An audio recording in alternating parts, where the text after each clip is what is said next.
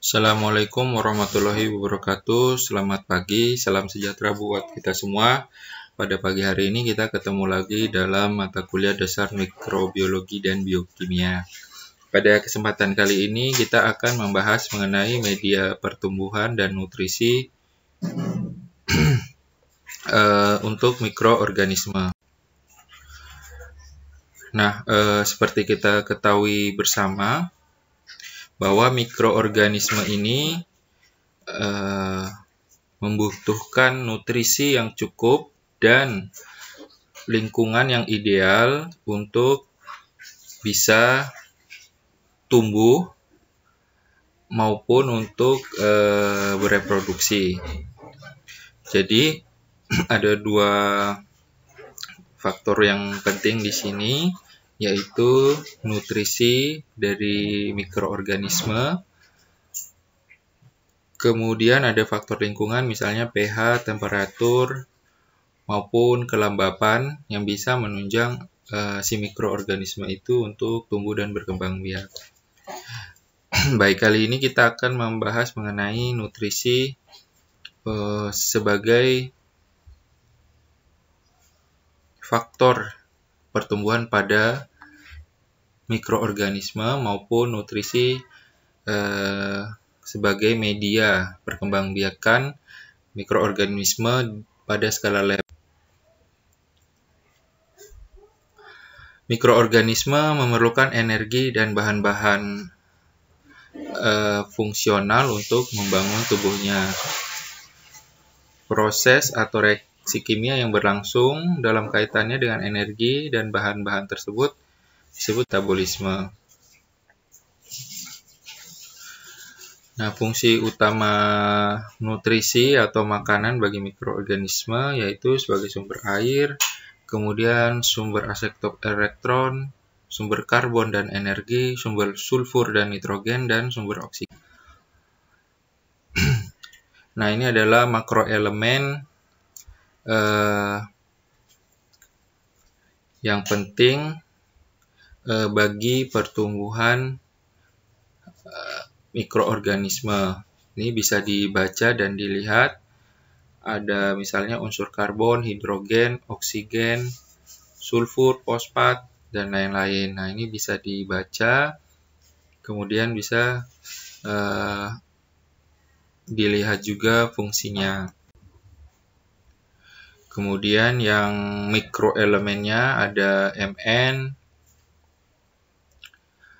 ada Mo, Zn, Cu, Co, kemudian ada Ni, Si, Br, NaCl, dan juga dapat dilihat fungsinya. Oke, kemudian untuk skala lab ada yang namanya media pertumbuhan ya. Apa itu media pertumbuhan? Ya, media pertumbuhan adalah suatu bahan yang terdiri atas campuran nutrisi atau nutrien yang digunakan suatu ya mikroorganisme untuk tumbuh dan berkembang biak pada media tersebut. Nah, ini untuk skala lab, untuk di lab, media-media ini biasa digunakan untuk tujuan isolasi mikroorganisme, perbanyakan, kemudian pengujian sifat-sifat fisiologis, kimia, maupun perhitungan jumlah dari mikroorganisme yang akan diteliti. Oke, media pertumbuhan untuk skala lab bisa kita bedakan berdasarkan yang pertama, berdasarkan bentuknya, yaitu bentuk media ditentukan oleh ada tidaknya zat pemadatan seperti agar-agar, gelatin, dan sebagainya. Ada 3 bentuk, yaitu media padat, media semi padat, dan media cair. Nah, media padat merupakan media yang mengandung agar atau zat pemadat kurang lebih 5% ya, agar medianya itu menjadi padat. Kemudian yang keduanya media semi padat. Media semi padat merupakan media yang mengandung agar 0,3 sampai 0,4%. Ya. Kemudian media ini bentuknya kenyal ya, jadi tidak padat, tidak juga cair. Umumnya digunakan untuk pertumbuhan mikroorganisme yang memerlukan air dan hidup anaerobik. Bisa juga media ini digunakan dengan tujuan untuk melihat pergerakan dari mikroorganisme. Dan yang terakhir adalah media cair ya. Jadi media ini bentuknya cair karena tidak ditambahkan zat pemadat. Kemudian berdasarkan komposisi susunannya, media pertumbuhan skala lab dapat dibedakan menjadi media alami, media sintetis atau buatan, dan media semi-sintetik. Media alami adalah di mana bahan-bahan penyusunnya adalah merupakan bahan-bahan alami ya. Kita bisa menggunakan kentang, toge, daging, dan umbi-umbian. Oke, ini misalnya kentang direbus, kemudian dihaluskan, kemudian air saringan daging, nah, dan lain-lain ya. Ini bisa digunakan sebagai media pertumbuhan mikroorganisme yang alami. Kemudian media sintetis atau buatan. Nah, ini media yang disusun berdasarkan senyawa kimia dan nutrien yang diperlukan mikroorganisme yang takarannya sudah ditentukan ya. Nah, ini jadi umumnya adalah media yang dijual atau yang bisa didapatkan dibeli memang dengan tujuan khusus, yaitu untuk pertumbuhan bakteri ya, di mana di situ komposisi nutriennya atau komponen senyawa kimianya sudah sangat jelas. Nah, kemudian yang ketiga adalah media semisintetik, yaitu adalah campuran antara media alami dan media buatan seperti yang di atas tadi. Nah, contoh media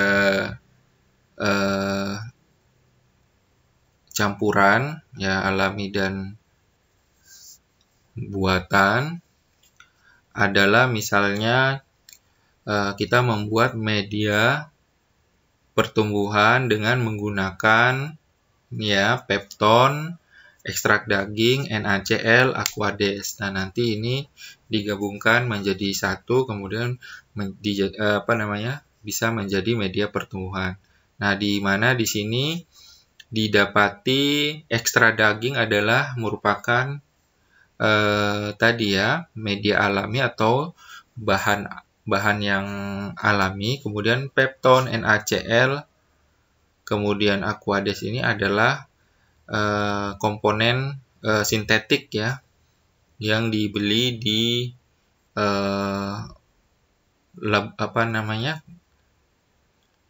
toko untuk khusus bahan laboratorium. Oke, kemudian kita masuk berdasarkan media berdasarkan peruntukannya. Nah, di sini ada media dasar atau media umum. Nah, yang dimaksud media dasar atau media umum adalah media pembiakan sederhana yang mengandung zat-zat umum yang diperlukan oleh hampir sebagian besar mikroorganisme dan dipakai sebagai komponen dasar untuk membuat media pembiakan lain.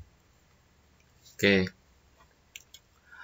Kemudian media diperkaya. Nah, media diperkaya adalah media yang dibuat dari media dasar kemudian ditambahkan bahan-bahan atau komponen kimia tertentu untuk mempersubur pertumbuhan mikroorganisme tertentu yang pada media dasar tidak dapat bertumbuh dengan baik. Kemudian ada media diferensial. Nah, ini adalah media yang digunakan untuk membedakan bentuk dan karakter koloni mikroorganisme yang tumbuh. Mikroba yang tumbuh dalam media ini hanya beberapa jenis saja yang mempunyai penampilan pertumbuhan yang khas. Media ini berfungsi untuk isolasi dan identifikasi bakteri, ya.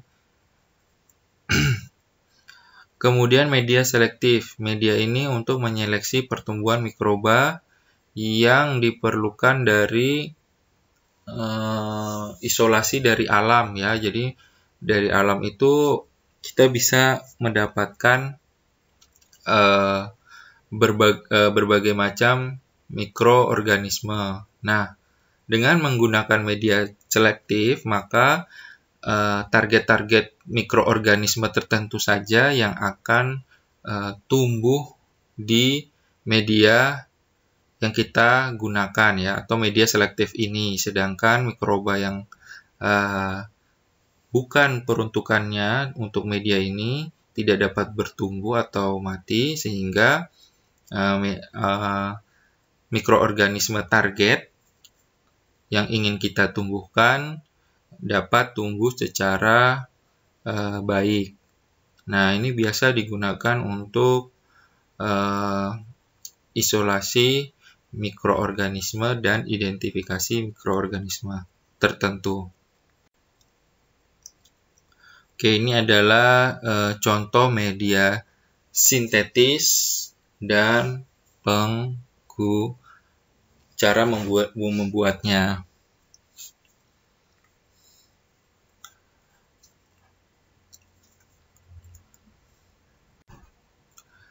Kemudian ini yang tadi contoh media campuran antara alami dan sintetis. Kemudian terima kasih atas perhatiannya. Bila ada pertanyaan, bisa ditanyakan di grup WA. Terima kasih. Assalamualaikum warahmatullahi wabarakatuh. Selamat pagi.